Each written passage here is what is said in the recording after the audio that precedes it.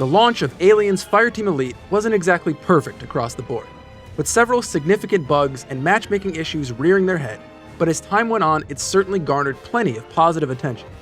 Now the question is, what state is the game in now after the first free content update?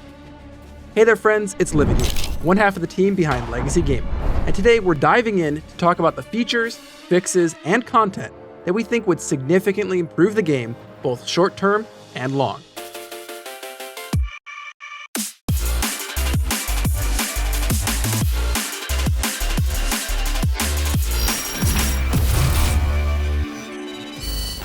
Let me just begin with this. We know some players are frustrated with matchmaking issues and bugs hindering them from obtaining some cosmetic items that they really want.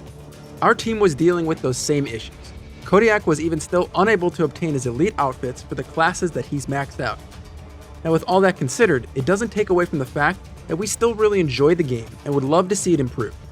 It's not a masterpiece, I think we can all agree on that, but with some core improvements and content additions, we think this game could easily become a long-term source of entertainment for those who love the Aliens franchise, as well as a draw for new players just looking to try out something different.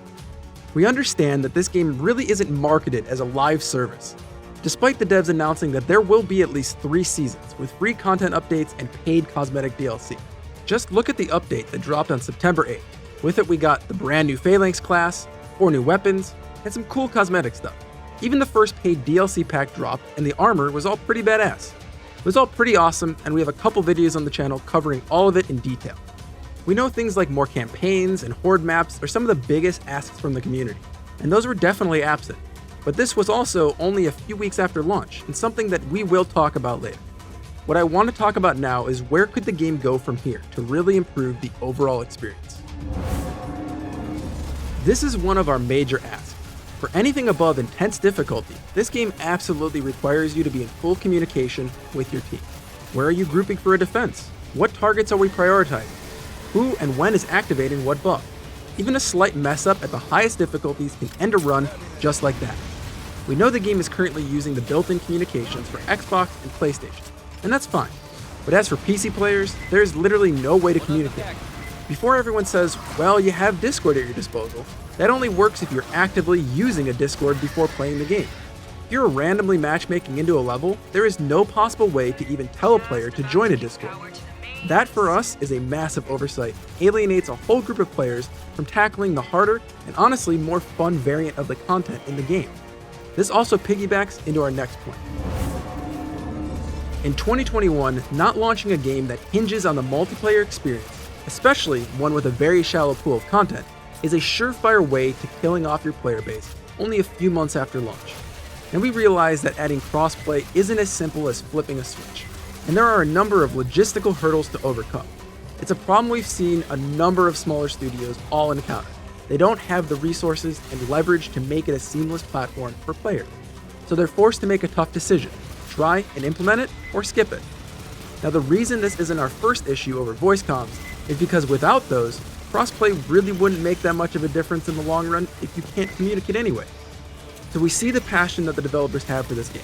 And for the franchise itself, if there was ever a case for Disney to help support a studio further, it would be to give them the resources to get these 2 things done as quickly as possible. Now this one is pretty much in tandem with the first 2 issues we mentioned. Because there are only 12 missions, all with their own difficulties, matchmaking problems are bound to occur because you won't always find a party or individual searching for the exact thing that you're looking to run.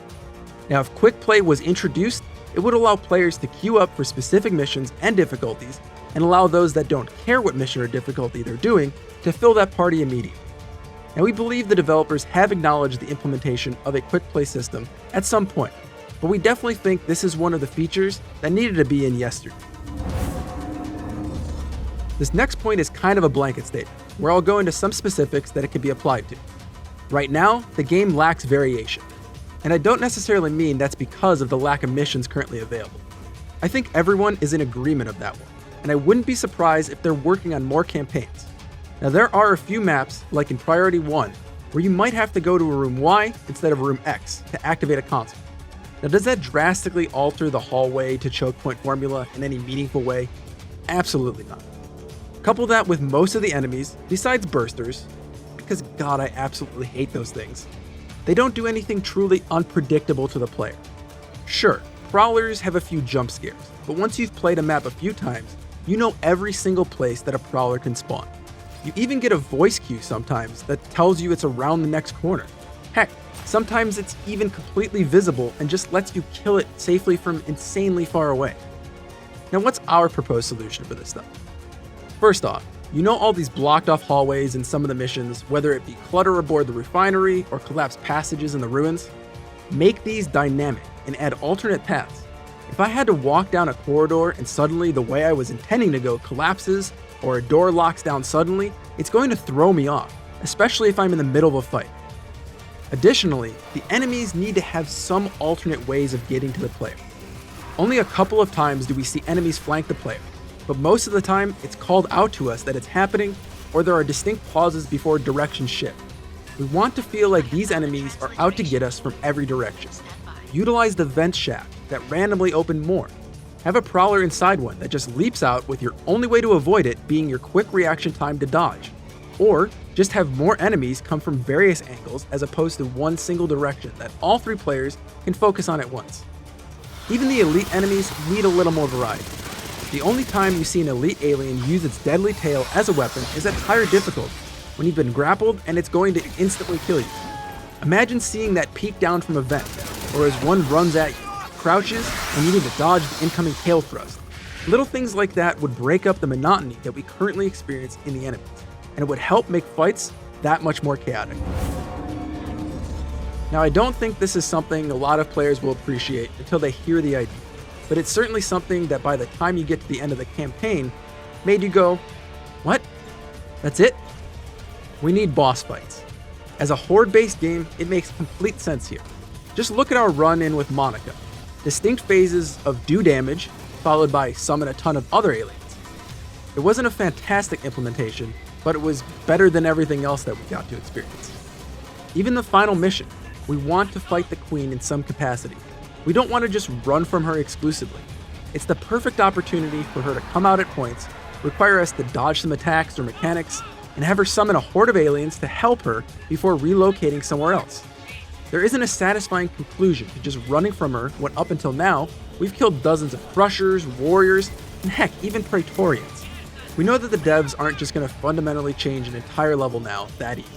And that's fine, but with future missions possibly being added, leaning into this to give players a more satisfying ending, or at least more mechanics than just shoot everything that moves, would go a long way to a rewarding experience. Especially those moments of, just how fast can we kill this son of a bitch, you know? Really give players something to race for in a mission. You can even go a step further and tie in some really unique rewards, be it cosmetics or weapons directly to boss fights. Make players want to try and fight a queen or some other pathogen-infused enemy on the hardest difficulty for those sweet rewards. Probably one of my biggest complaints is the staleness of Horde mode at the current time. This isn't just because there's only one map, something that I do hope the developers are also taking into account, but because there is no variation to it. Everyone, for the most part, just sits in one area for the entire duration of your survival. Enemy spawns are then extremely predictable once you've played it once or even twice. As a result, my biggest ask for this mode would be to add variation, and I think this could be easily achieved by making the ammo box either spawn in a few possible locations, or, this is the solution I like more, make it so there are several ammo boxes on each map, all in different locations. Make these have a limited amount of times that you can restock before going on a short cooldown, of maybe like a wave or two, forcing teams to move position to a different holdout location on the map. Just look at Lakasi Tower. There is already at least a second location perfect for this in the back left side of the map. Now, if this could be expanded just a little more with a third location, and keep that in mind for future Horde maps, this could add some serious variation and a little bit of chaos to every experience. The other thing that can be done is to begin introducing synthetic enemies into Horde mode. And maybe this doesn't make sense for the current map, but with the Phalanx class now in the game, and the potential for future maps to be made, having an all-synthetic map or even a mix would be super interesting to see how playstyles would change. Now, loadouts are another thing that I didn't really know the game desperately needed until the Phalanx was introduced. With the way the class currently works, bulwark builds are way better against synthetic enemies, while leaning more into overall damage is way better against aliens. Now the problem is that I don't want to constantly change my perk grid around for 5 minutes just to do a mission or a different horde map. Simply give the players 2 or 3 tabs at the top of their perk grid that allows them to lay out different configurations. Depending on what tab you're currently on when you leave the perk grid, that would be your currently equipped build. You could even expand this to weapons if you really wanted to, but I don't think that is nearly as necessary as the perk grid itself. We also should seriously talk about some classes getting overhauled, or straight up reworks. I think the Demolisher, Gunner, Technician, and Recon are all perfectly fine as is. The Doc and the Phalanx, however, they need some serious work. As it stands right now for the Doc, picking up a health kit to refill your trauma station just isn't a smooth mechanic, especially if you're doing matchmaking. Most of the time players will use their kits and immediately pick up others at restock locations, leaving your healing station exhausted or right on the cusp most of the time. Now couple that with the fact that bonuses like damage resistance and a slow field can't be expanded due to broken perks, or that they only work if the station has charge left, and you have a kit that makes it feel like you just aren't contributing to a team most of the time. Now there's a couple ways that we can fix this class in my opinion. The developers could make it so combat stims, on activation, provide either a small lifesteal effect to everyone, or make each enemy killed by you and your teammates add charge back to your trauma station. There is also the option to allow the Doc to carry more than one medkit at any time, allowing you to rapidly heal multiple teammates and constantly keep charging your trauma station. But I definitely like this solution less. Now the last possible change would be to make it so even if your station is exhausted, allow it to stay up and still provide the AoE effects. The other classes that provide slows and such literally can never run out, so it makes no sense that the Docs can't. Then we get to the newest class, the Phalanx. Now this class is okay. It's not bad, but it still needs some solid adjustments to the kit. My biggest gripe with it is not having the ability to taunt enemies. As a tank class, with a perk that relies heavily on enemies focusing, you see the problem here? A really simple fix for this would be to add in an AoE taunt effect on shield deploy. Heck, you can even make it a separate perk for 1 or 2 costs that modifies your shield to do so, for those who don't want it to taunt every time. Now I don't know why you'd want that option, but hey, I'm thinking about players in that camp as well. I've even seen the suggestion of tying a taunt to your shock pulse ability, but I personally like the thought of it being tied to your shield instead. If you were wondering why we aren't mentioning how the Phalanx puts its shield away when hit from the side, or the general block radius being too small, that's because that was actually patched out yesterday. Happy to report that. Those were 2 of the biggest complaints across the community that could be solved really easily, and it's great to see the developers taking the feedback to heart. We've really hammered down on a lot of the issues plaguing Alien's Fireteam Elite, and I know I really didn't mention some of the bugs, like matchmaking issues on consoles, certain perks like reach and cooldown not working on multiple abilities, bug tactical opportunities, and more. But those are definitely already on the developer's radar. Something simple sounding like that may be a lot more complicated as they are investigating those issues.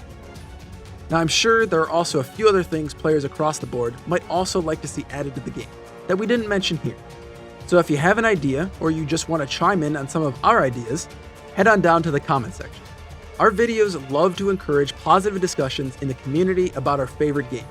And who knows, maybe the devs will find an idea that they love and implement it. We'll be sure to chime in and discuss anything brought up down there. Now if you enjoyed this video, we'd love some support. We're going after our next goal of 250,000 subscribers. So if you love video games and you want more guides, reviews, and fresh content in your feeds almost every day, please consider hitting the thumbs up and subscribing to the channel. It's still the single best way to help channels like ours reach new audiences. We also invite you to join us on Discord. We've got a great community of around 7,000 members, with a special LFG section dedicated to Alien's Fireteam Elite. So check out the link in the description below to join today. Finally, if you like everything we stand for here at Legacy Gaming, and you want to support us just a little bit more, you can now do so by becoming a member. For just a few bucks, you're helping evolve the channel and take our community to the next level. Click the join button below to learn more. My name is Livid, and from everyone here at Legacy Gaming, thanks for watching, and play on.